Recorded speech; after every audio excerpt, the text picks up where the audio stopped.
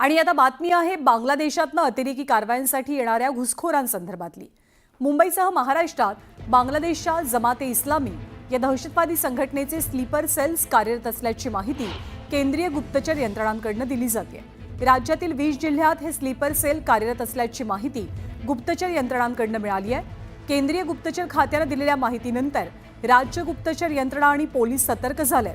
या बांगलादेशी स्लीपर सेलमधील घुसखोरांची शोध मोहीम सुरू करण्यात आली आहे। जवळपास 20 जिल्ह्यात बनावट जन्म प्रमाणपत्र दाखले वितरित झालेले असल्याचा अंदाज आता व्यक्त होतोय।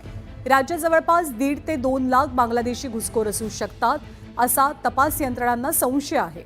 या घुसखोरांना मदत करणारे स्थानिक आणि प्रशासनातले अधिकारी कर्मचारी आता रडारवरती आलेत। बांगलादेशातील सत्ता बदलानंतर पुन्हा जमाते इस्लामी संघटना कार्यरत झाली आहे।